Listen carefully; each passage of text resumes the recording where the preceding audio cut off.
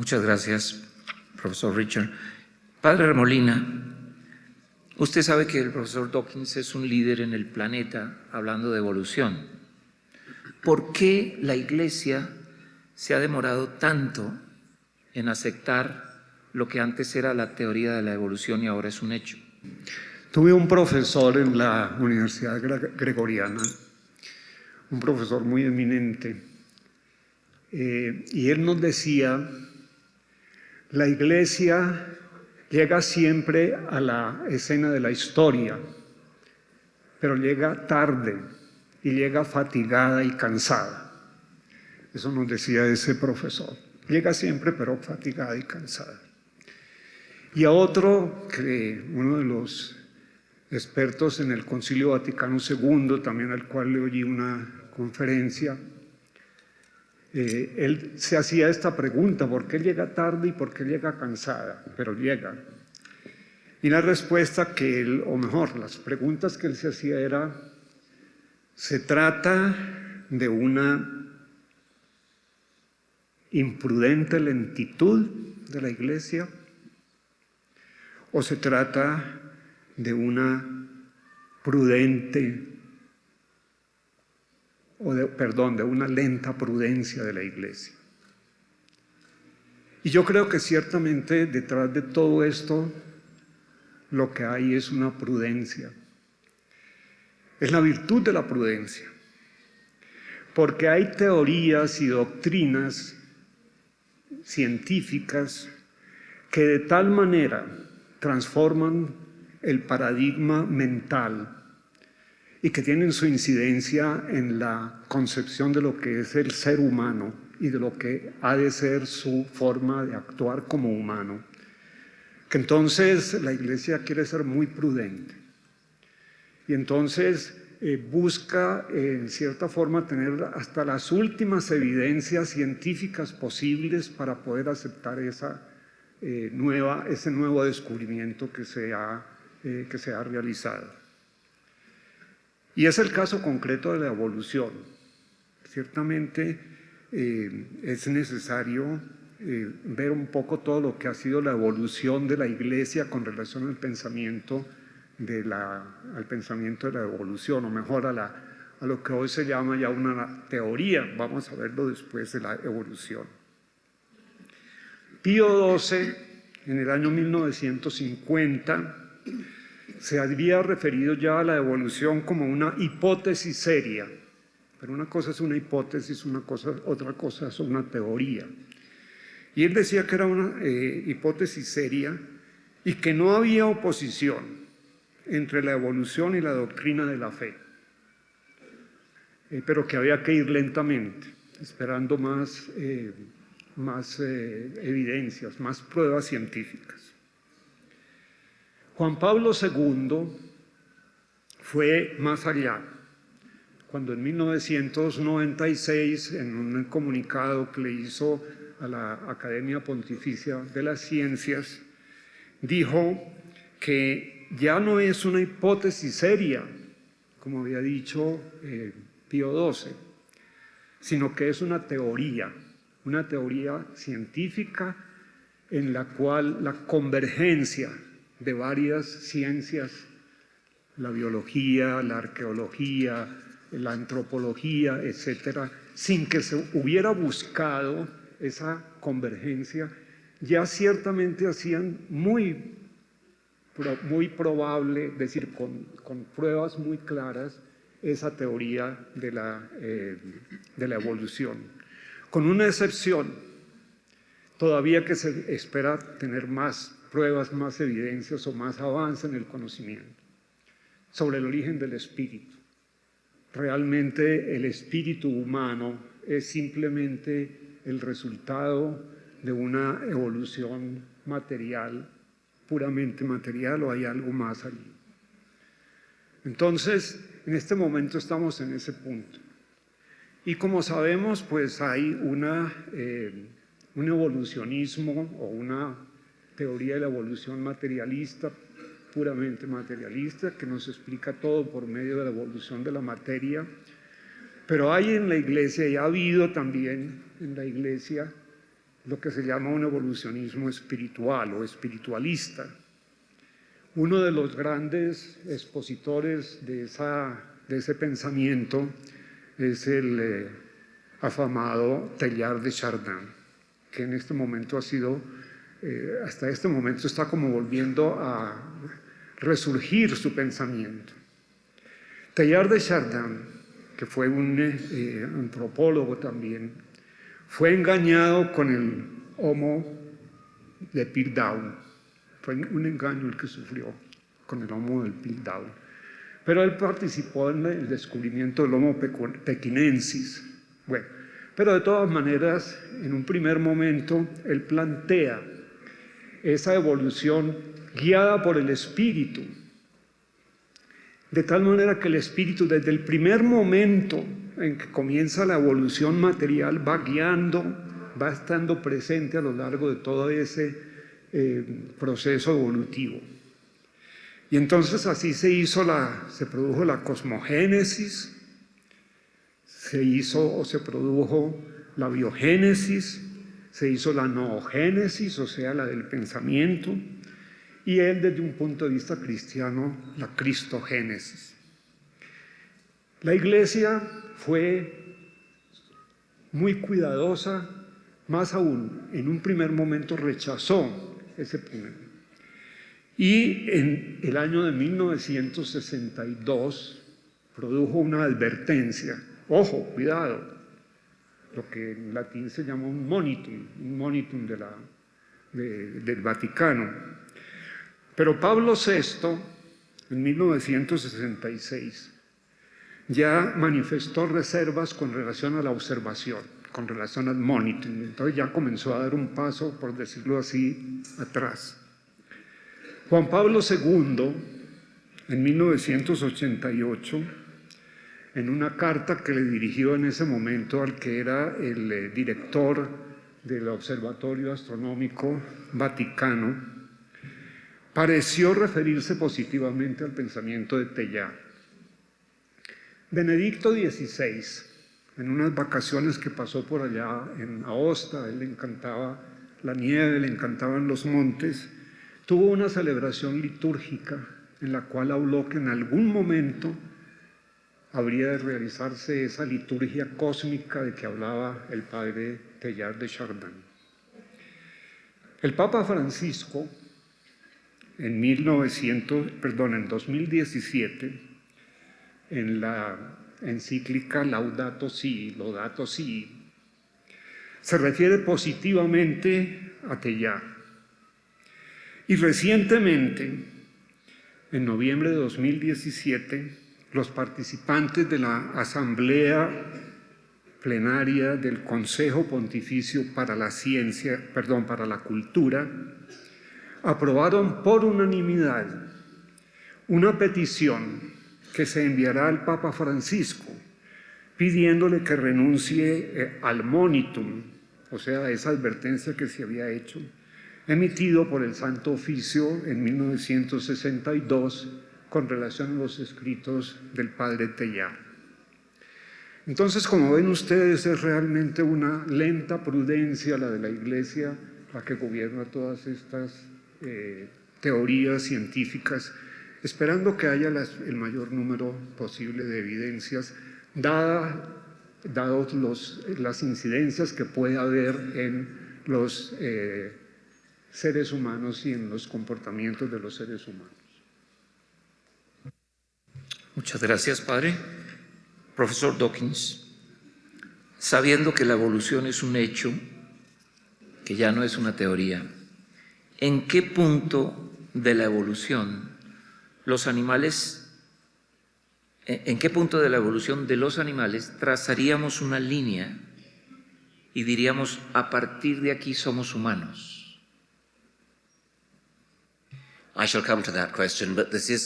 Vuelvo a esa pregunta, pero esto se supone que es un debate, por lo tanto, dar preguntas diferentes a cada uno como que no estimula o fomenta el debate, ¿cierto? Entonces, voy a decir algo con respecto, o sea, en respuesta a lo que el padre Remolina acaba de decir.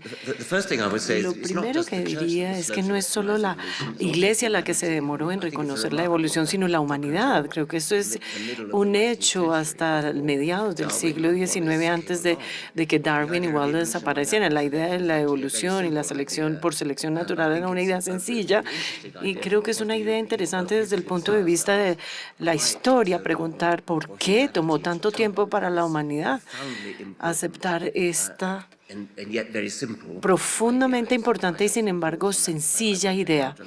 Tengo unos pensamientos sobre esto por el momento. Teilhard de Chardin, como usted lo sabe, padre, su libro fue prohibido por la Iglesia. De hecho, puedo recomendarles la revisión de su libro más famoso, de Sir Peter Meadow, el gran científico que ganó Premio Nobel de Ciencia. Él, en su libro, revela, hace una revisión como muy negativa, la más negativa escrita. Es como una demolición magnífica de ese libro. Es como lo mejor que he visto en revisiones. Yo podría citar algo de eso, pero no sé si salga bien en la traducción, si se lee en inglés. Pero lean esa revisión de Meadow del fenómeno. Es increíblemente interesante. Y el punto que quiero transmitir es que la Iglesia tiene como una corriente autoritaria que no me parece necesaria, no debería ser la política correcta de una organización como la Iglesia prohibir libros, como una larga lista de libros que ha prohibido. Debe ser más abierta a la discusión, como la discusión que estamos teniendo hoy. Uno no fomenta la discusión intelectual al suprimir o dictaminar lo que la gente debe o se le permite pensar. Hay que dejarlos leer, pensar, argumentar. Entonces, ahora volviendo a la pregunta que me acaban de formular, ¿en qué punto de la evolución de los animales podemos trazar una línea y decir de aquí en adelante somos humanos? Bueno, este es un punto bien importante que quiero transmitir. No hay línea que se trace en la evolución. Toda criatura nacida, con muy pocas excepciones, pertenece a la misma especie de sus padres. Es un cambio gradual, y no hay un punto en donde uno pueda decir, desde este momento son humanos. No, nunca hubo una pareja de Homo erectus que hayan entrado como a la cuna o en la caverna a decir, oh, hemos dado a luz al primer Homo sapiens. No, no sucedió así. Es cuestión de conveniencia humana que a los científicos les gusta dar nombre a las especies, y a los paleontólogos, los estudiantes de los fósiles, tienen argumentos con furia sobre si el fósil era Homo sapiens o Homo erectus, o si es Australopithecus o si es Homo habilis. No importa. El punto importante de la evolución es que ha sido un cambio gradual. Es un punto difícil de asimilar porque después de todo todos comenzamos como bebés, luego empezamos a gatear, luego niños, luego adolescentes, luego jóvenes adultos, luego llegamos a la edad mediana, luego nos envejecimos. Bueno, algunos de nosotros por lo menos. Nunca hubo un momento en donde uno se vaya a la cama a dormir y despertarse en la edad media y decir, oh, parece que hoy amanecí viejo. No pasa como un cambio súbito, es un cambio gradual, y lo mismo es con la evolución. Incidentalmente también aplica a la embriología. Empieza como un cigote, las divisiones de las células se dan, se convierte uno en embrión y gradualmente se va convirtiendo en ser humano. Nunca hay un momento donde uno puede decir, ok, la persona se formó aquí.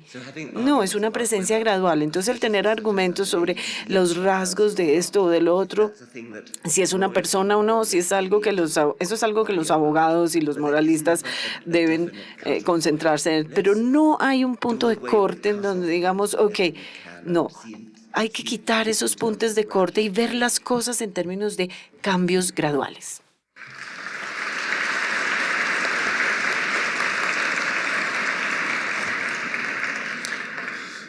Padre Molina, usted dijo que Adán y Eva no existieron. Entonces, ¿qué hacemos con el pecado original?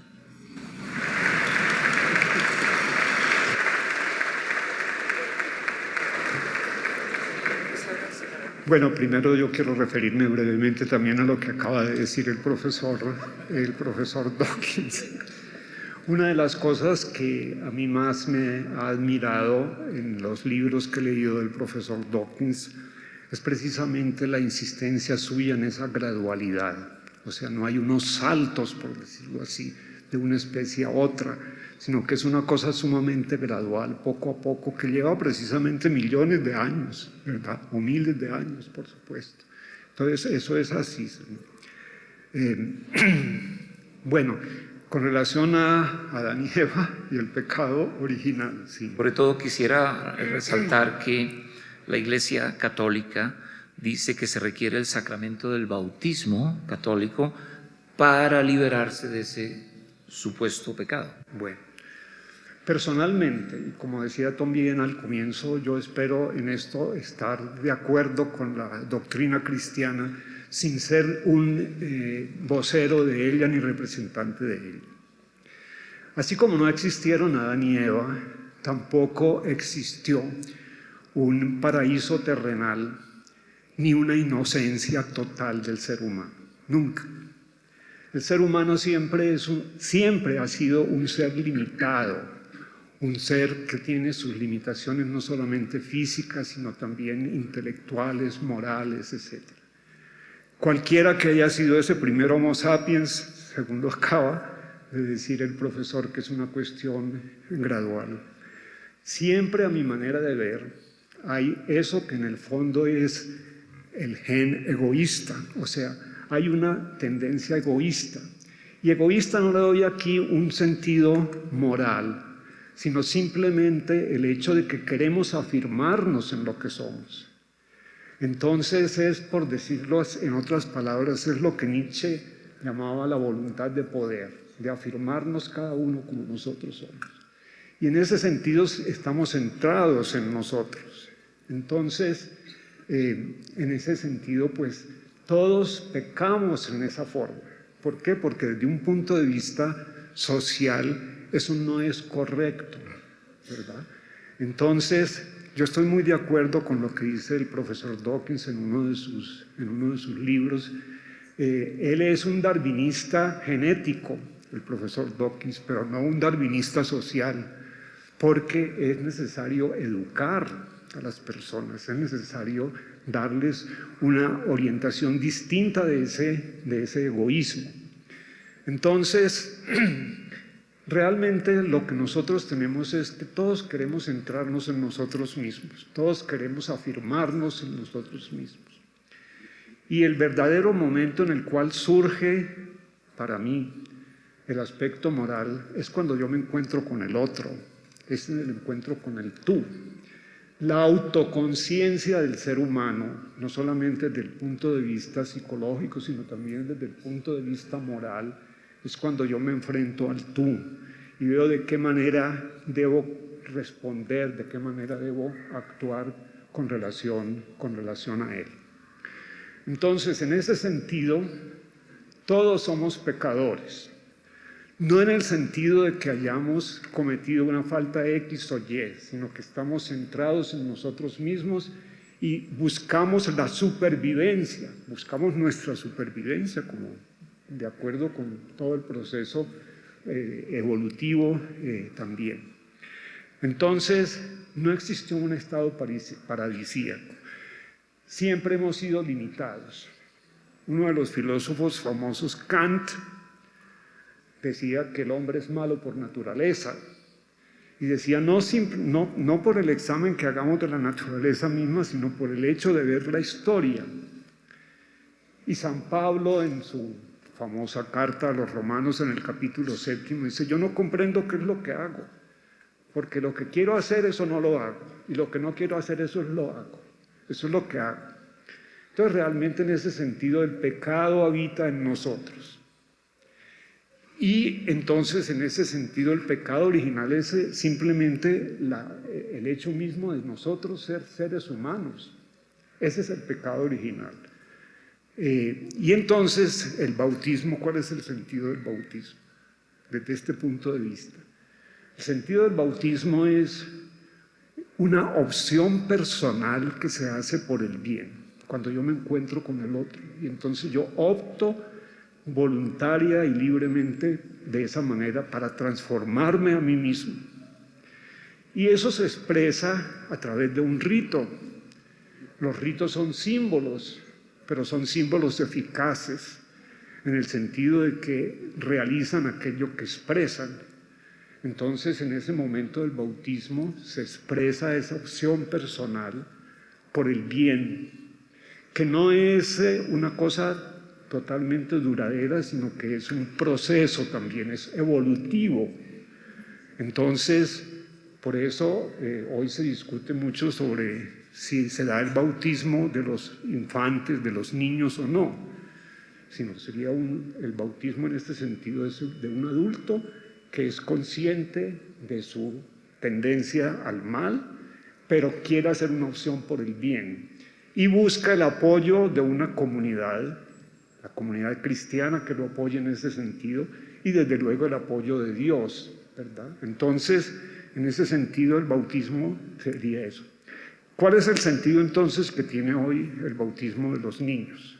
El bautismo de los niños, desde luego, no es un compromiso personal de ese niño, sino es un compromiso de la comunidad familiar en primer lugar, que opta porque se le conduzca por ese camino del bien, de la solidaridad, del encuentro con los demás, etcétera, y se compromete. Es un compromiso de los padres, ¿verdad? Y es un compromiso de los padres a través de la iglesia, a través de ese rito. Entonces, yo quisiera todavía subrayar algo, y es que los símbolos son eficaces en muchas ocasiones. Cuando yo firmo un documento, porque compré un edificio, porque compré un automóvil, desde el momento en que yo escribo unos garabatos en un documento, ese carro, ese automóvil o ese apartamento es mío. Y desde el momento en que yo hago un juramento como presidente de la República, eso es un signo, un símbolo, pero ya en ese momento él es el presidente de la República. Entonces, el bautismo es, como todos los sacramentos, son signos, son símbolos eficaces, pero detrás del cual llevan la opción personal de cada uno de nosotros. Esa sería para mí la explicación del pecado original y del bautismo como sacramento. Muchas gracias, Padre.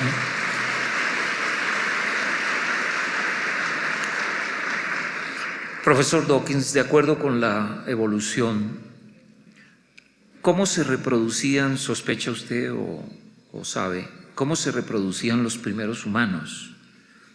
Entre hermanos, madres e hijos, padres e hijas. ¿Cómo debemos entender la evolución de la reproducción sexual de los humanos en sus albores? El origen de la reproducción sexual es bien difícil de explicar, no es realmente relevante. No, tú estás hablando de incesto, es solo un problema para el libro del Génesis, no es problema para la evolución biológica. Siempre ha habido muchos miembros de muchas especies que se reproducen entre ellos, hay como un cuello de botella muy ancho, entonces ese lo dejo de lado y respondo a algunas de las cosas que el padre Remolina acaba de afirmar, de mencionar sobre el pecado original. Es un hecho divertido que cuando mi libro, El gen egoísta, fue publicado, los dos capellanes en la Universidad de Oxford se me acercaron y me preguntaron si yo pensaba que había similitud entre la doctrina del gen egoísta y el pecado original.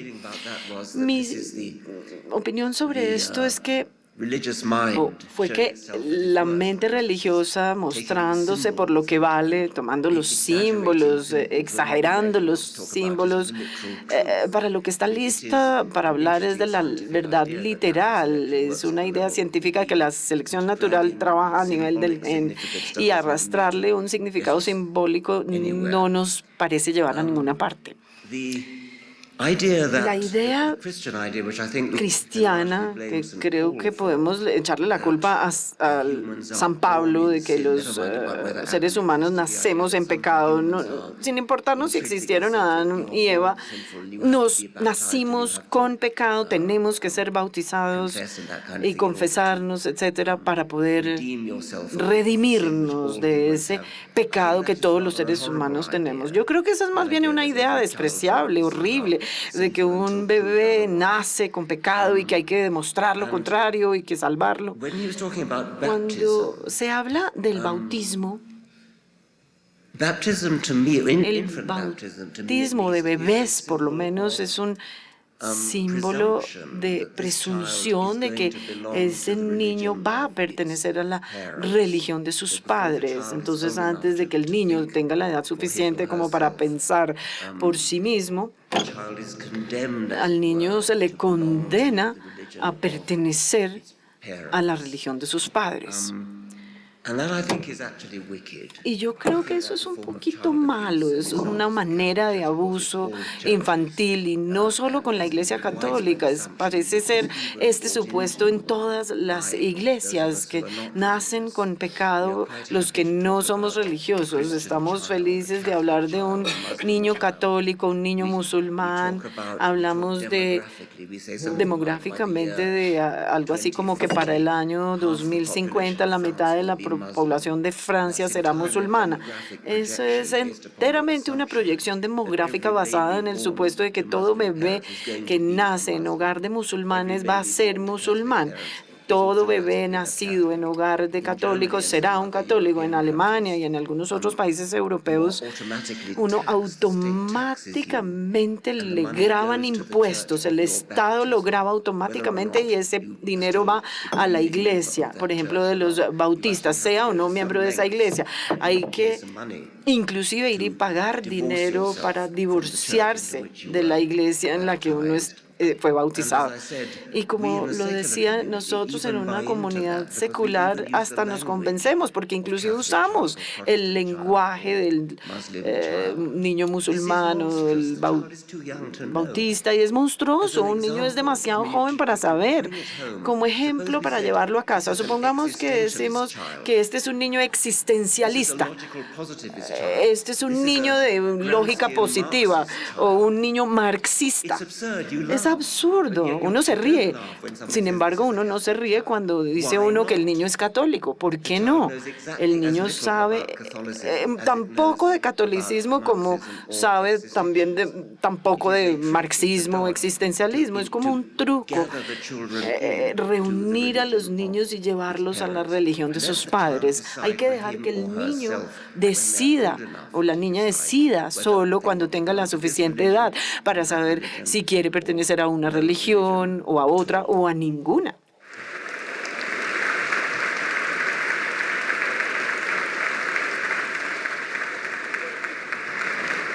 Muchas gracias, profesor. Padre Molina, usted dijo ahora que su Dios era Jesús, Jesucristo. Se dice que Jesús curaba enfermos, toda clase de enfermedades, resucitaba muertos, restauraba la vista a los ciegos, hacía caminar a los paralíticos, sanaba con palabras la piel de los leprosos, convertía el agua en vino, caminaba sobre el agua y hacía aparecer comida de la nada, al multiplicar, por ejemplo, los peces y los panes. ¿Esto realmente ocurría? O como lo observamos en los pasajes del Antiguo Testamento, son alegorías y leyendas que transmiten una enseñanza de, por ejemplo, que debemos tener confianza en Él. ¿Realmente Jesús resucitó personas? Bueno, antes de tratar de responder a esta pregunta, yo quisiera referirme a algo de lo que acaba de decir el profesor Dawkins. Para mí, la fe cristiana o musulmana o judía o cualquier otro tipo de fe debe ser una opción libre y responsable. O sea, no se le puede imponer a nadie una fe. Por eso realmente es el ser adulto, capaz ya de pensar, capaz de hacer una crítica, etcétera, quien debe optar por una determinada fe. El hecho del bautismo de los niños es una de las cosas que se discute al interior del seno de la Iglesia, precisamente por algunas de las cosas que acaba de decir el profesor Dawkins. Pero detrás está el hecho de que todos nacemos dentro de una familia, todos nacemos dentro de una cultura, todos nacemos dentro de una tradición científica o filosófica, y ese, a mi manera de ver, un deber de la familia, un deber de los padres, el tratar de permitirle a su hijo vivir dentro de su cultura, dentro de su manera de ser y de realizar su existencia. Entonces, yo no creo que el derecho de los padres haya que negarlo, el derecho de los padres a transmitirles como les transmiten su lengua, como les transmiten su cultura, sus conocimientos, etc. Y tiene que ser gradual. Precisamente el ser humano tiene que llegar a un momento de madurez humana, espiritual, intelectual, en donde su fe se confirme o se niegue. Pero la fe no se puede imponer a nadie. La fe tiene que ser una decisión responsable, o sea, basada en fundamentos, debe ser crítica y debe ser libre, ¿sí? Para ser libres nos liberó el Señor, dice San Pablo en una de sus cartas. Eso, en primer lugar, quizás como una aportación o una precisión acerca de lo que acaba de decir el profesor Dawkins. Con relación a los milagros, es uno de los temas más importantes, desde luego, en esta discusión y en todo este asunto que estamos tratando. Primero, el milagro, la palabra misma, milagro, es algo admirable. De ahí viene la expresión, tanto en latín, miraculum, es algo que nos causa admiración. Y también en griego, thaumatzen es admirarse. Y realmente todo lo que vemos es admirable. Comenzando por nuestra propia vida. Nos admiramos de que nuestro corazón el mío después de 82 años, esté batiendo todavía. Es admirable, es un milagro. Pero también el milagro, en ese sentido, entonces tienes un aspecto psicológico en primer lugar, el milagro. Pero en segundo lugar tiene un aspecto ontológico, es decir, hay una fuerza, un dinamismo especial que está actuando en esos momentos los milagros. Es que en mi corazón está actuando un dinamismo, una fuerza especial, y ese es un aspecto ontológico en el sentido de que de alguna manera se realiza algo en el ser, en mi ser. Y luego también tiene el milagro una dimensión que es significativa, semiológica, como llamamos, ¿verdad? Es el signo de algo. Cuando ocurre un milagro es el signo. Cuando ocurre el milagro de mi vida, el milagro de la creación, etcétera, eso, además de admirable, también es un signo que me está hablando de algo más allá.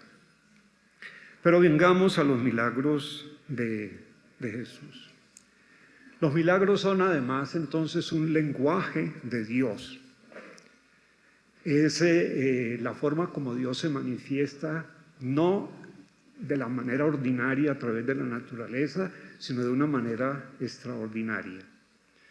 Entonces, se derivan los milagros de ese amor imprevisible de Dios en un determinado momento, cuando corresponde a una confianza que se tiene en Él, cuando corresponde a poner nuestra esperanza y nuestra confianza en Él, entonces hay una respuesta milagrosa en ese sentido.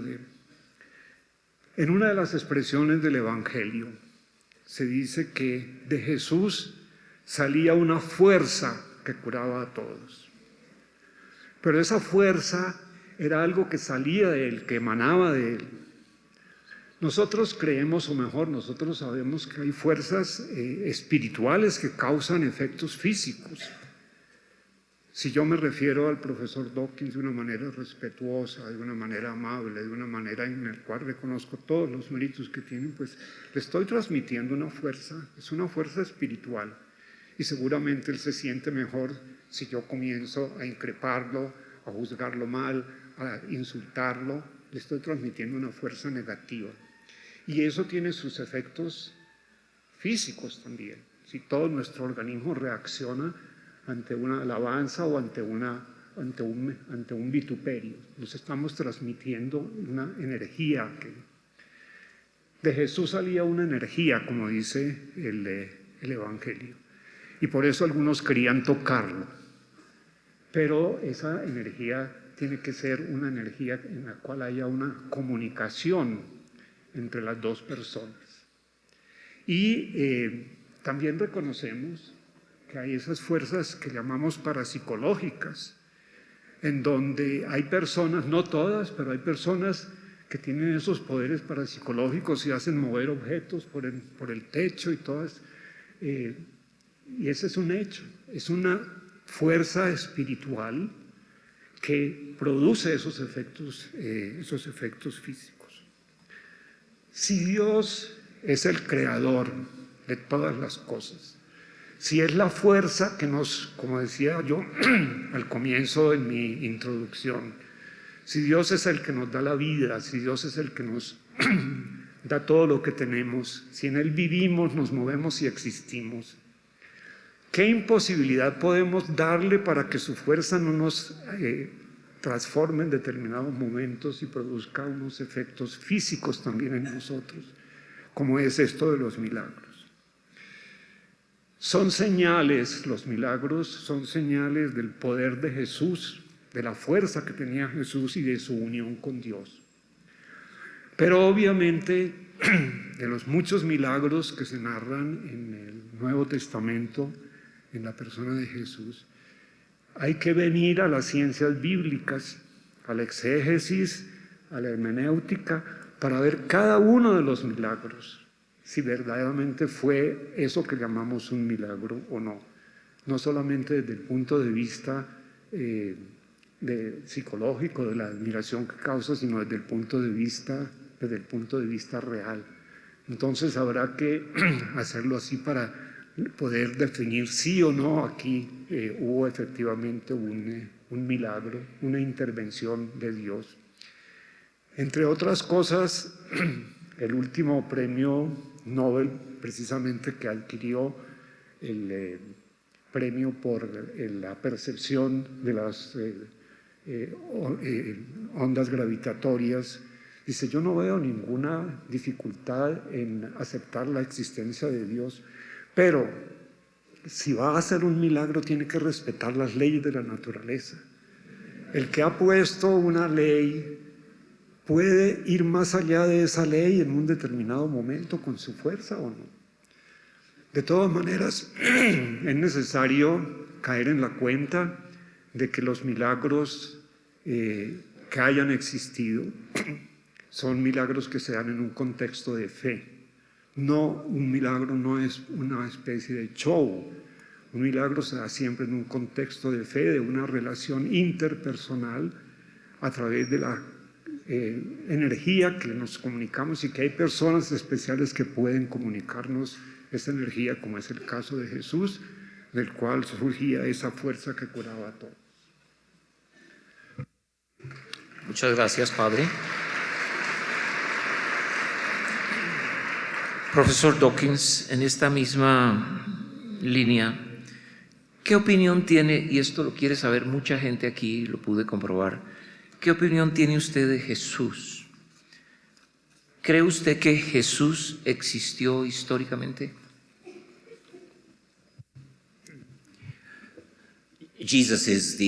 Jesús es el nombre romano para Yehoshua. Y hay muchas personas que lo llamaban Yehoshua en ese momento. Es probable que sí había una persona que se llamaba Jesús o una criatura que se llamaba Jesús. Pero él no realizó milagros, ni convirtió el agua en vino, ni fue hijo de una virgen, ni se levantó de los muertos. Este es otro tipo de pregunta muy difícil. Sobre la pregunta en cuanto a milagros, realmente yo no quisiera que la gente se fuera y pensara que, como dice el padre Remolina, que hay personas con poderes parapsicológicos y que esto es el poder de la mente. Y eso no ocurre, esto nunca se ha demostrado que haya ocurrido. Y las condiciones adecuadamente controladas son solamente anécdotas de milagros que se realizan aquí hoy, como los gurús de la India. Hay todo tipo de milagros que ocurren. Ellos nunca jamás han sido demostrados bajo una condición adecuada, doble ciega, científica. Lo que se requiere es que la organización América, que mi fundación, con la cual se acaba de fusionar, mi fundación siempre ha ofrecido un premio de $100,000 a cualquiera que pueda demostrar bajo condiciones controladas adecuadas que tienen poderes parapsicológicos.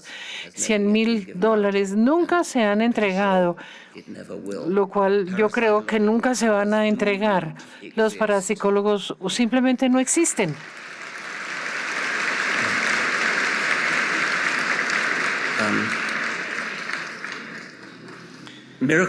Y los milagros, como algún tipo de símbolo del poder de Jesús, pues suena muy bonito, pero yo quiero saber, ¿realmente ocurrieron?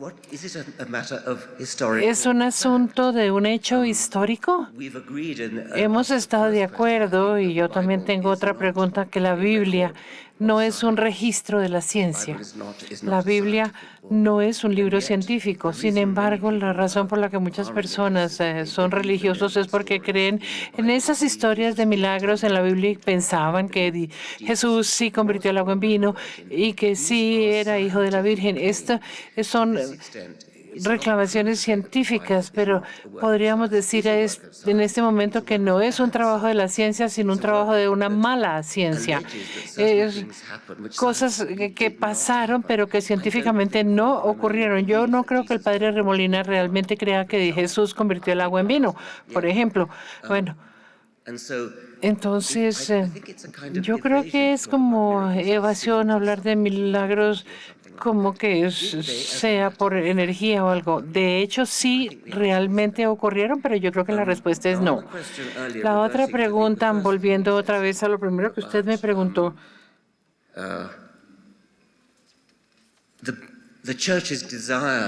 El deseo de la Iglesia de que la gente no sean adoctrinados ni forzados, sino que piensen por sí mismos. Esto sería admirable, pero en este caso yo no creo que deberíamos tener colegios dedicados a una fe específica. No deberíamos tener colegios católicos o protestantes, porque están endoctrinando a los niños en una fe específica y no, como deberían hacerlo, enseñándole a los niños sobre diferentes fees.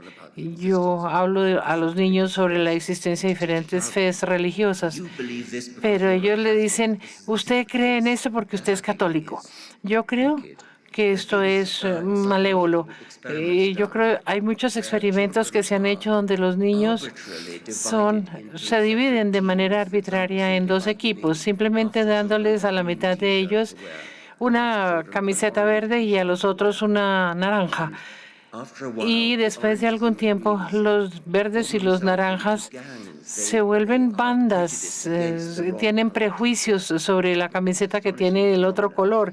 Eso es un fenómeno sorprendente, pero imagínense que si nosotros ampliáramos esto durante varios siglos y cuando los niños de naranja crezcan, solamente se van a casar con las personas que tienen camiseta naranja del sexo opuesto. Y vamos a ir a los colegios naranjas o a los colegios verdes. Y seguimos con esto durante 300 años. ¿Qué tenemos? ¿Qué hemos logrado? Irlanda del Norte.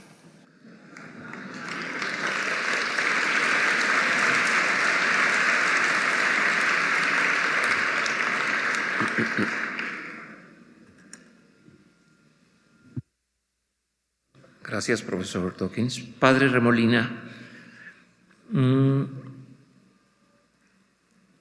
¿cuáles son las evidencias documentales, históricas, de que Jesús existió?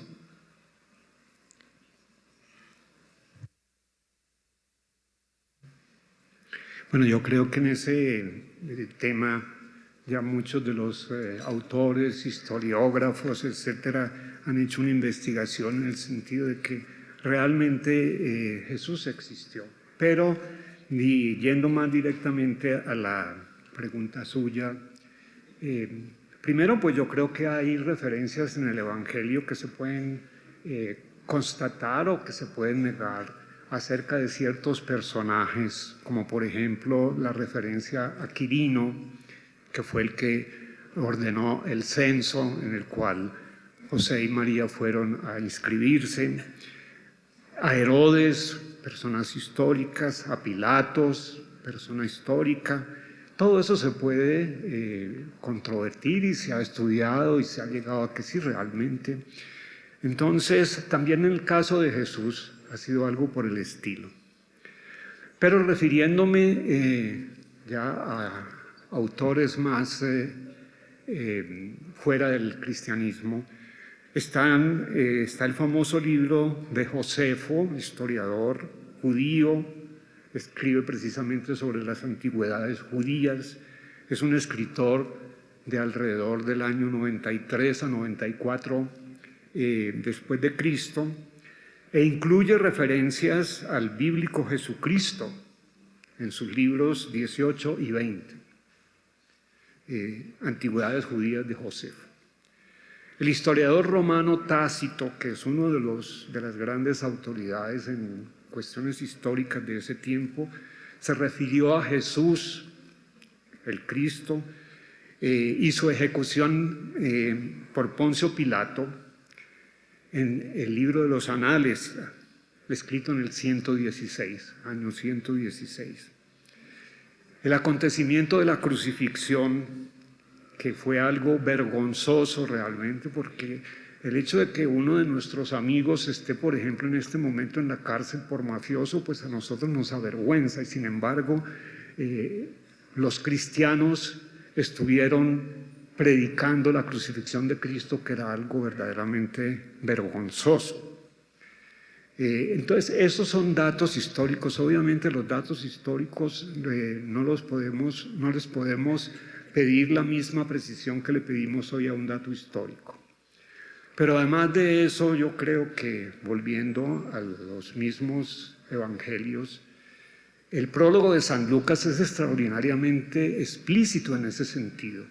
Él le dedica el libro del Evangelio, se lo dedica a su bienhechor Teófilo, y le dice: mire, muchos han tratado de escribir la historia de Jesús. Yo personalmente me he dedicado a investigar personalmente y de una manera muy cuidadosa todo lo que ocurrió desde cuando él murió, etc. El libro de los Hechos de los Apóstoles, escrito por el mismo Lucas, que era un médico, hace relación precisamente también a ese prólogo del Evangelio, de su Evangelio de Lucas. El libro de los Hechos de los Apóstoles tiene un gran sentido histórico, en el sentido de que lo narra Lucas como habiendo estado él presente y siendo uno de los protagonistas, acompañando a San Pablo, etc. O sea, hay una serie de elementos históricos, documentales, ¿sí?, que nos prueban o nos dan por lo menos una gran certeza, ciertamente, acerca de la existencia de Jesús. Muchas gracias, profesor Dawkins. En esta idea de que usted acepta que Jesús existió pero que no hacía milagros, entonces usted concluiría que en algún lugar desconocido de Jerusalén pueden estar los restos de Jesús, sus huesos.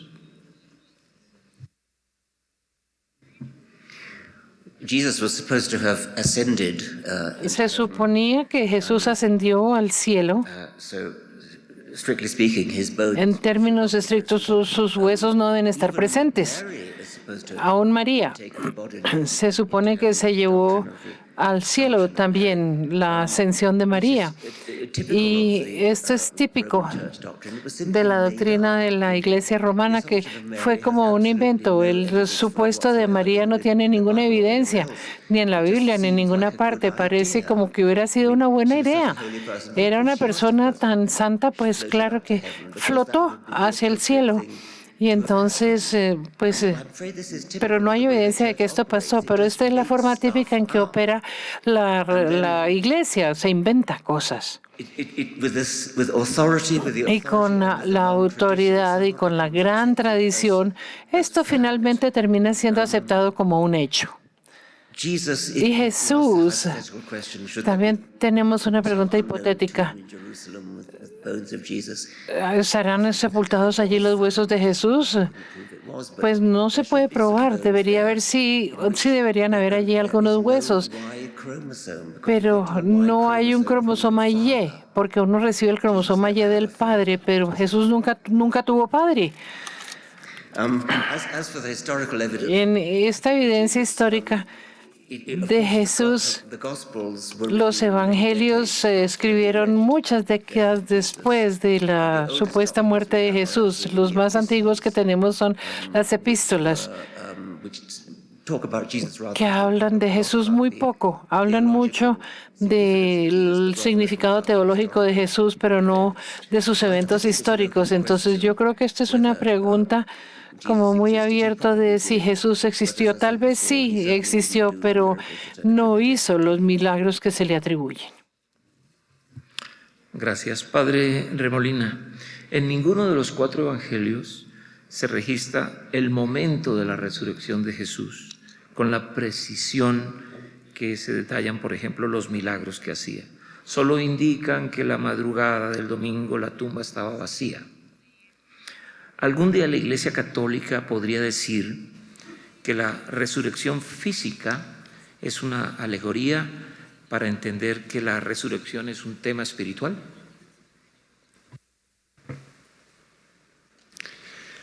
El tema de la resurrección de Jesús no es un tema físico. No importa que se encuentren los huesos o no se encuentren. No se ha hecho la prueba reina, por decirlo así, en el hecho de la tumba vacía que narran los evangelistas. La resurrección de Jesús es un hecho que está más allá de la historia, pero se manifiesta en la historia. La vida, y ese es otro de los temas que habría que precisar y discutir, ¿verdad? Si la vida del ser humano es una vida perdurable o si se acaba simplemente con el hecho de la muerte. El hecho de la resurrección de Jesús no es la revivificación de un cadáver. Y el cadáver lo podemos encontrar y no ha pasado nada en contra de la resurrección de Jesús. Porque la resurrección de Jesús se sitúa en el más allá de esta vida temporal, precisamente. Es la superación del espacio y el tiempo. Según Einstein, pues estamos nosotros en este tejido espacio-temporal en donde todo se... Pero es que precisamente el término de la resurrección está más allá del espacio y del tiempo.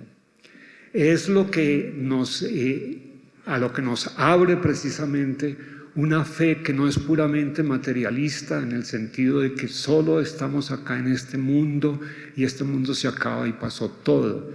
Hay una supervivencia. Si uno de los aspectos genéticos que se le atribuyen precisamente al ADN es su persistencia, ¿verdad? Algo semejante hay que preguntarse acerca de si el espíritu existe y de si el espíritu supervive o no a la muerte física, a la muerte espacio-temporal. Ahí es donde se juega precisamente todo el tema de nuestra fe. Y San Pablo, precisamente en una de sus cartas, dice claramente, dice, si Cristo no ha resucitado, vana es nuestra fe. Somos los más miserables de todos los hombres, porque estamos creyendo en una pura fantasía. Entonces, el tema realmente es ver qué es efectivamente la fe. Y la fe es una confianza, la fe es una confianza en Dios porque de alguna manera lo hemos conocido, porque de alguna manera lo hemos experimentado y lo hemos vivido. Y entonces a través de esa confianza y esa esperanza que se nos transmite a través de lo que es lo que son los evangelios, etcétera, y lo que es la misma tradición de la Iglesia, porque no es simplemente la tradición, no es una cosa inventada. Hay muchas cosas que se han inventado y se han transmitido como si fueran verdaderamente fruto de una autocomunicación de Dios. Pero aquí está precisamente todo el tema de una ciencia teológica que trate o que busque precisamente de explicar de una manera razonable lo que es la fe y lo que es la fe en la resurrección. Gracias, padre. Profesor Dawkins, la tetera de Russell es una analogía acerca de la existencia de Dios. ¿Podría explicárnosla y mostrarnos cuál es su semejanza con lo que usted defiende del ateísmo? Probablemente mucha gente no sabe qué es la tetera de Russell y va a ser muy atractivo escucharla de sus labios. I'll come on to Russell Teapot in a moment. En un momento les hablaré de la tetera de Russell. But on the resurrection, En cuanto a la resurrección, did it happen or did it not? ¿sí sucedió o no sucedió? Symbol. ¿O es un símbolo? This tendency of Esta tendencia de la mente teológica de convertir todas las preguntas en un símbolo, me podría imaginar alguna fantasía del futuro en donde probablemente Crick's double helix model of hay un modelo de doble hélice de la ADN que no es verdad. Tendríamos que rechazar ese modelo de doble hélice de la ADN. Yo me imagino una versión teológica de esto que diga, sí, tal vez el ADN realmente no existió, pero ¿cuál sería el significado simbólico del ADN? double helix that's winding Esa doble hélice que está girando por ahí no es un símbolo de el amor del uno al otro. Entonces, ¿sí ven a dónde voy? ¿Hacia dónde me estoy dirigiendo? Cuando algo es cierto o no, sí importa. the carpet of symbolism. Estamos bajo la carpeta del simbolismo porque sí realmente ocurrió o no. Bueno, suficiente en cuanto a esa ronda. Ahora, la tetera de Russell. Russell, the great, Bertrand Russell era un gran filósofo. he was an atheist. No era ateo. Answering people who say Le respondía a las personas que decían, usted no puede desaprobar la existencia de Dios. Y él decía, claro que no. No se puede desaprobar la existencia de Dios. Yo no puedo desaprobar la teoría o refutar esa teoría. No me pueden decir que aquí hay una tetera que está girando en la órbita del Sol y está por allá cerca de Marte, pero es muy pequeña y no se puede ver ni siquiera con un telescopio grande. No se puede refutar la teoría de que aquí hay una tetera que está girando alrededor del Sol. Entonces, nosotros seguimos en nuestras vidas pensando que no hay una tetera porque no hay evidencia. Tenemos que refutar la existencia de Dios o de cualquier otro Dios. Simplemente decimos, siempre y cuando no haya evidencia, no hay una sola razón para pensar de que exista un Dios, más que esa tetera celestial. Entonces, seguiremos con nuestras vidas y tácticamente somos agnósticos porque la desaprobamos, pero vivimos nuestras vidas en la práctica asumiendo de que no está allí y no desperdiciamos el tiempo pensando que puede haber una tetera por allá flotando en el espacio.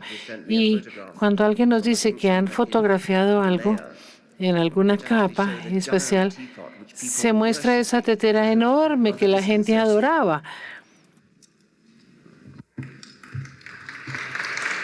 Gracias, profesor Dawkins. Padre Remolina, usted se dio cuenta que el profesor Dawkins, cuando hablaba de la resurrección de Jesús, se refirió a María.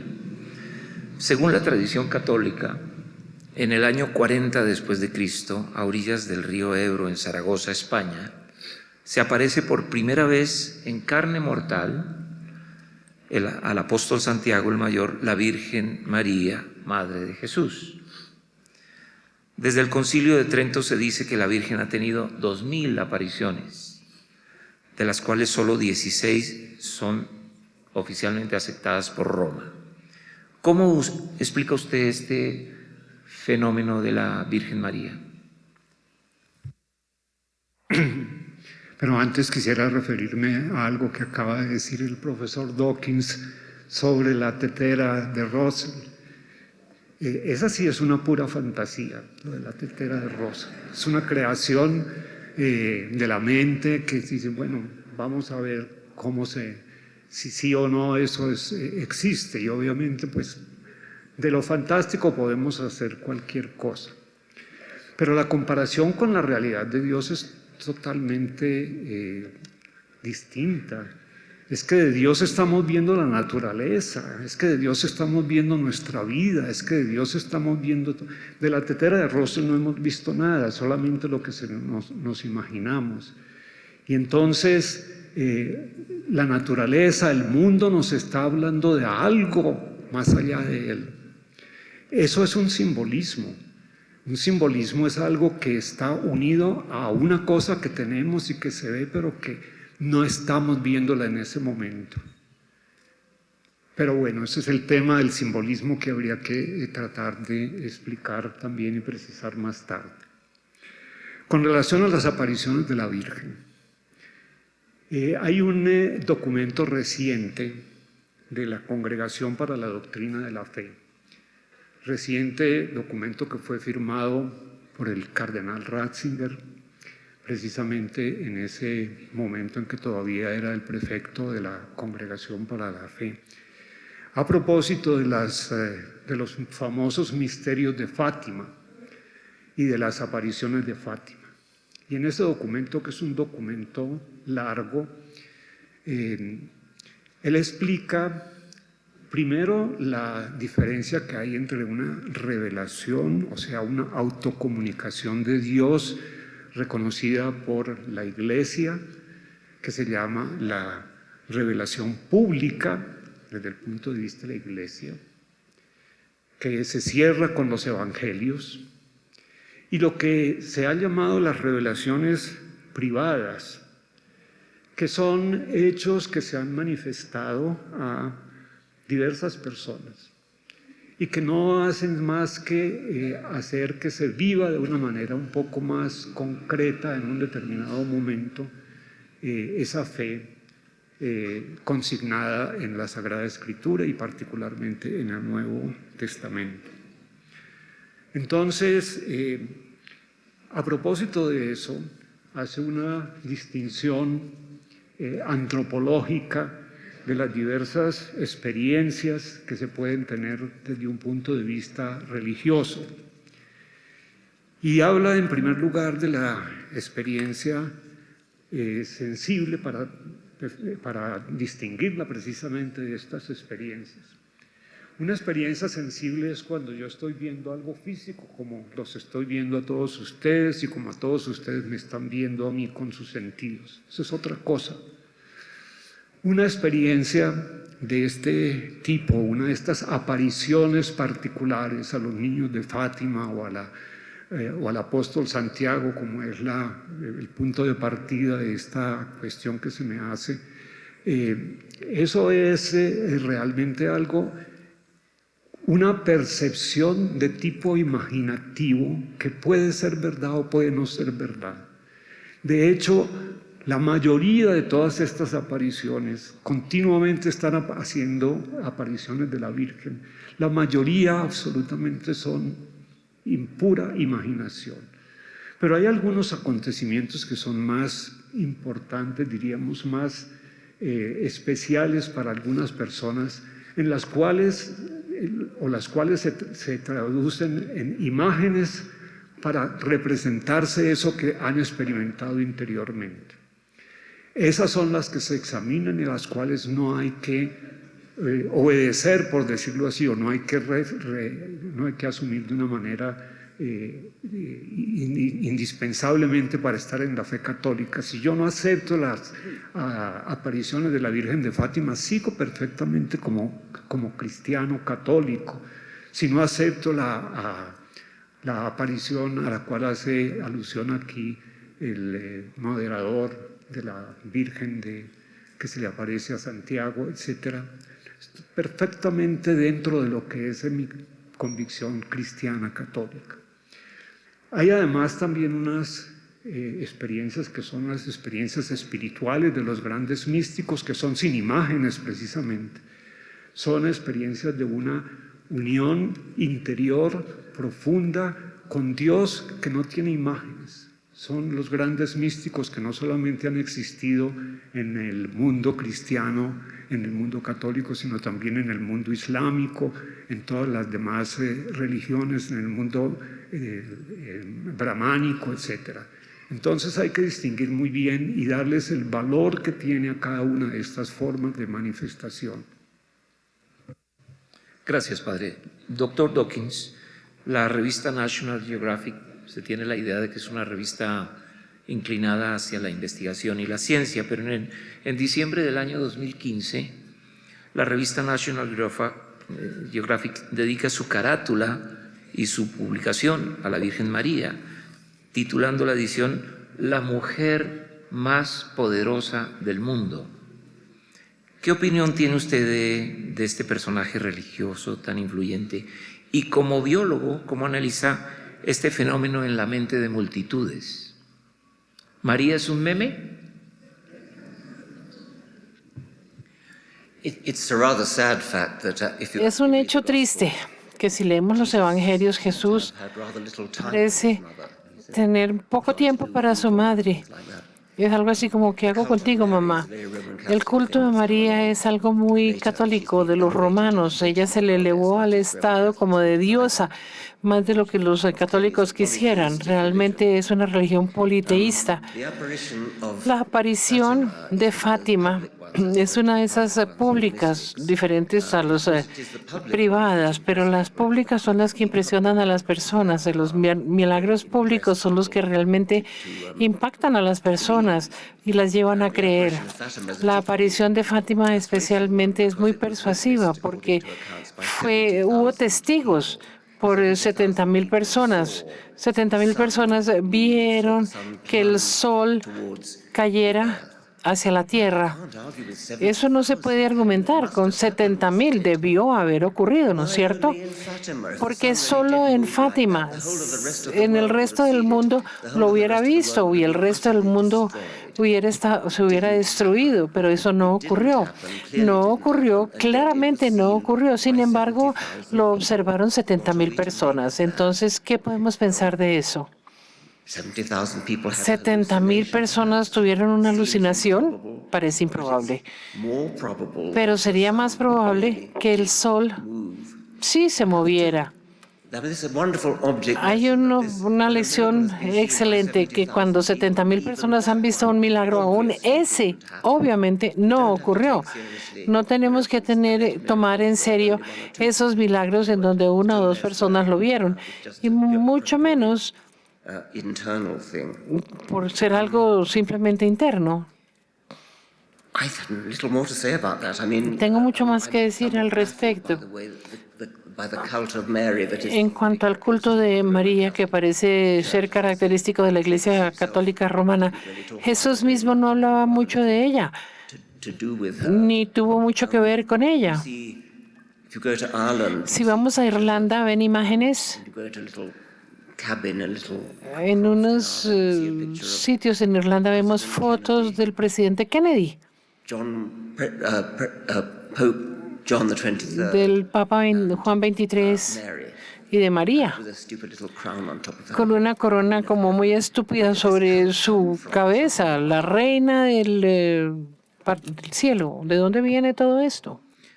Gracias, profesor. Padre Remolina, ¿el cielo y el infierno son lugares? ¿Existen? ¿Dónde están? Lo que hemos constatado últimamente de parte del digamos, del magisterio de la Iglesia a través de estos tres últimos pontífices a los cuales me acabo de referir es que no son ningún lugar, no son ningún lugar físico, ningún lugar geográfico, cosmográfico, no, de ninguna manera. Son estados del yo que comienza, de la persona que comienza a vivir una vida diferente. Y entonces son estados o de plenitud, de satisfacción, de encontrar que hay una plena realización o una plena frustración. Esa sería la forma como se explica de esta manera tanto el cielo como el infierno, no como lugares físicos, sino como estados de plenitud o de frustración. Profesor Dawkins, ¿qué ocurre con los seres humanos cuando mueren, según desde su óptica como biólogo?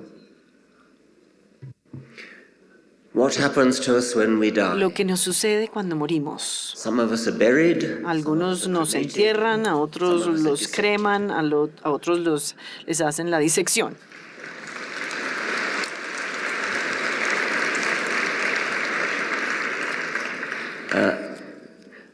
It's just my way of saying I don't Es mi believe manera de decir que no creo en el alma inmortal. we feel as a soul. Lo we que feel our sentimos subjective como almas consciousness is the product son of brain stuff, el producto and brain de stuff cosas decays, en and el cerebro que decae. we have only one Entonces, and that's por it. más imposible que resulte, solo tenemos una vida.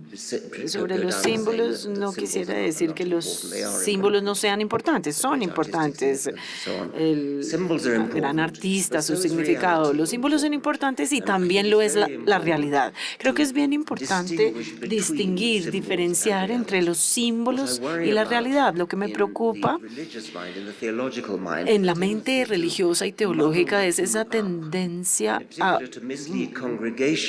malinterpretar las congregaciones cuando hablan de los símbolos porque ellos creen que están hablando de la realidad. Cuando hablamos de Adán y Eva como símbolos de algo, cuando hablamos de los milagros como símbolo de algo, pero que no están sucediendo realmente, la gente en la iglesia, la congregación en la iglesia, de hecho le importa si la realidad si eso fue real. Ellos creen que sí pasó. Eso es lo que los persuade a unirse a la religión, a mantenerse en la religión, porque creen que los milagros suceden. Entonces, creo que es engañoso como reconcentrarnos detrás de símbolos. Debemos por lo menos hacer una diferenciación entre lo que es simbólico y lo que es realmente material y real. Muchas gracias. Padre, en este tema específico, ¿todos los seres humanos que han muerto están vivos en algún lugar espiritual? Antes quisiera decir algo a propósito de los símbolos, a lo cual acaba de hacer alusión el profesor Dawkins. Es que la realidad misma es un símbolo. Nos está hablando de algo distinto de ella misma. La naturaleza, el mundo, la belleza que vemos en todos. Nos está hablando, es un símbolo de algo que no es ella. Pero viniendo a la pregunta anterior, realmente, si seguimos desde un punto de vista de nuestra fe, de la fe en la resurrección no como un hecho físico, sino como un hecho real, pero que está más allá de lo puramente material y físico, obviamente que aceptamos, y yo acepto lo que dijo Jesús en uno de sus momentos en los evangelios. Dios no es un Dios de muertos, Dios es un Dios de vivos, porque para Dios todos viven, de tal manera que nuestros difuntos viven, y viven para Dios y viven para nosotros.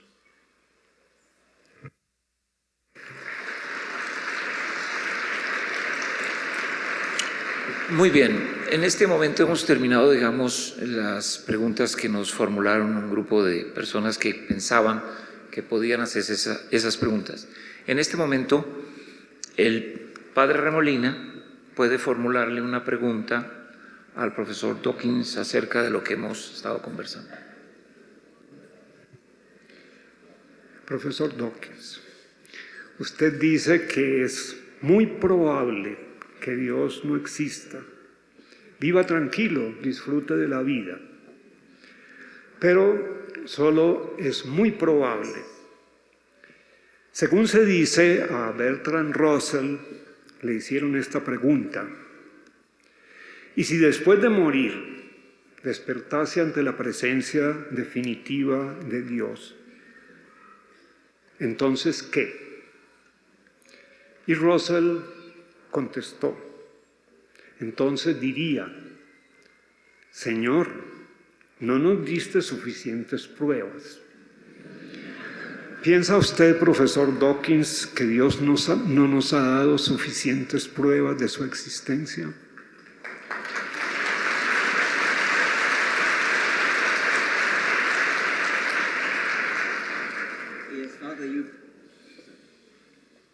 You've reminded me that I didn't Me really acabas de do recordar justice to que the tal vez no hice justicia al punto de la tetera de Russell, when Russell said porque to cuando God in Russell his le fantasy, dice a "Didn't give Dios en su sufficient fantasía, no nos evidence", diste suficiente evidencia, you, Father, would have said, usted, padre, hubiese dicho, well, there's bueno, plenty of evidence hay because there's mucha the beauty of evidencia life, porque there's está the la beauty of belleza the de la universe, vida, la it's all belleza del around you. universo, That's está what you said todo a when nuestro you alrededor. said Eso that fue lo que usted dijo Russell's cuando dijo teapot que was pure la tetera de fantasy, but Russell the era evidence for pura God is fantasía, all pero que la around you, evidencia de Dios it's all está there. toda And I alrededor didn't really nuestro, do está justice to ahí that, and I presente. must Y yo do that realmente now. no le hice justicia a eso y lo debo Of hacer ahora. course, Desde luego the teapot is an absurd que la example, tetera es un because ejemplo there's absurdo not porque the slightest, that was the point of it. pues no es el And punto, the no va reason al it was an punto. La incomplete razón por la answer cual is fue that una you and respuesta many other incompleta es porque people believe that there usted is y plenty muchas of otras evidence, personas sí creen que hay suficiente evidencia.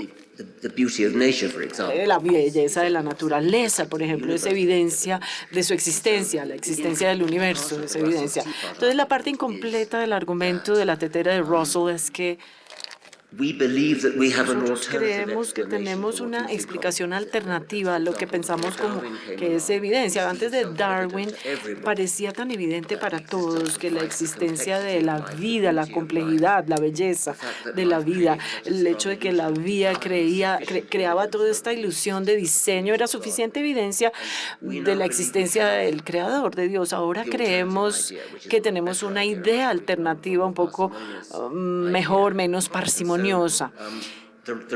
Entonces, ese argumento de la tetera de Russell solo funciona si uno se convence de la visión de que alguien tiene una explicación alternativa. Y a eso se refería Russell cuando le dijo a Dios en este encuentro hipotético: Dios, no nos diste suficiente evidencia.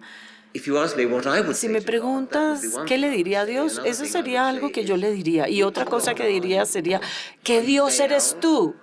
¿Eres tú Baal, Mordok? O tal vez todos ustedes en esta sala que son católicos romanos están creyendo en el Dios equivocado. Creo que finalmente la mejor respuesta es probablemente la que da Stephen Fry, el actor británico, actor y escritor británico. Recomiendo que lo busquen en YouTube. Stephen Fry hablaba con un irlandés llamado Gay Burns.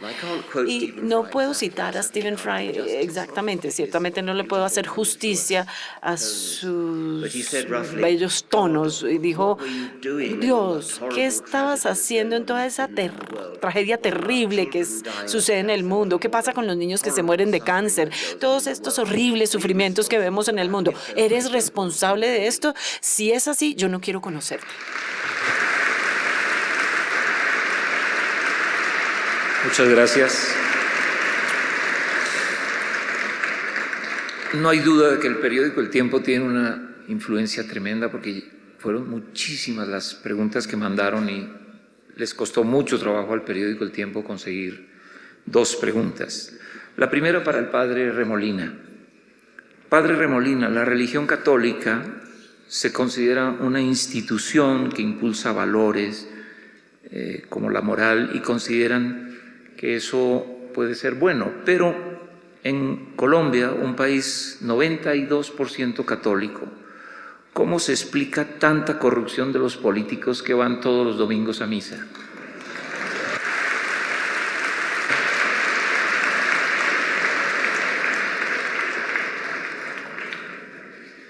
Lo primero es si verdaderamente todos los políticos van todos los domingos a misa.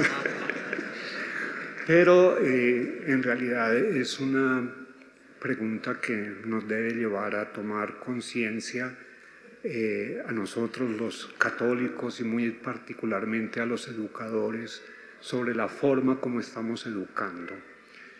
Muchas veces educamos con principios, y los principios son formulaciones intelectuales, racionales, que podemos aceptarlos, pero que no nos mueven, que no nos tocan.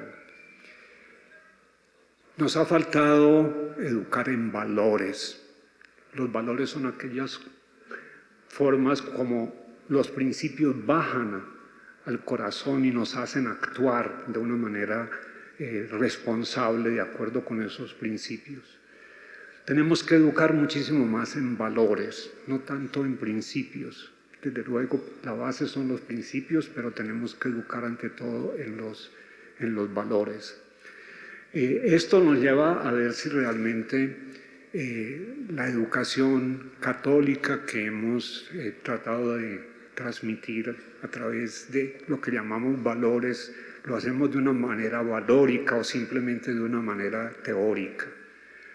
Porque ahí estaría yo muy de acuerdo con lo que dice el gran filósofo acerca de los valores. Hay algo que le falta a la razón. Habermas dice, la razón es algo sumamente importante, los principios son sumamente importantes, pero hay algo que le falta a la razón, que es ese impulso que debería dárselo precisamente la religión. Entonces es una pregunta que nos cuestiona profundamente y nos debe cuestionar a todos nosotros, no solamente como educadores institucionales, sino también como educadores en la familia. Muchas gracias. Profesor Dawkins, muchas de las preguntas de la población colombiana dijeron que admiran mucho su pensamiento y que están gratamente impresionados con la racionalidad y la inteligencia de todos sus planteamientos, pero se sienten muy cómodos creyendo. Les gusta acompañar a los niños al colegio y darles la bendición para que no les ocurra nada malo. ¿Qué tendría que decirle a las personas que le tienen miedo a aceptar el ateísmo?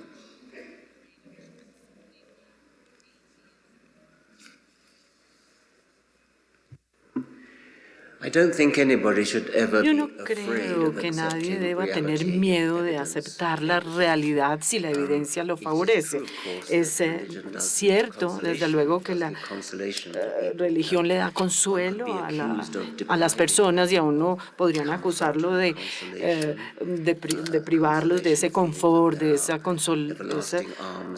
consuelo, de que hay fuerzas listas para agarrarlo a uno por si uno se va a caer, ángeles, que uno va a ver a los seres queridos que ya han muerto después de morir. Yo preferiría ponerme de pie, pararme y enfrentar lo que puede ser ese viento frío de la realidad y reconocer lo que es realmente cierto. Steven Pinker, el lingüista y psicólogo, tiene una manera bonita de estructurar o afirmar esto. Dice, si a uno lo está persiguiendo un tigre, uno puede derivar consuelo de una creencia firme en la fe de que es un conejo. Pero de hecho es un león, un tigre, y es mejor acostumbrarnos a esa idea. Muchas gracias. Bueno, estaba programado que el debate terminaba. La primera parte del debate, porque son 3, ahora ellos toman un avión para Medellín, lo están esperando en Medellín para continuar. Técnicamente teníamos que terminar a las 11 por el programa. Muchas gracias por haber venido. Les vamos a contestar a todos los que mandaron preguntas y despidamos al profesor Dawkins y al padre Remolina con un fuerte aplauso.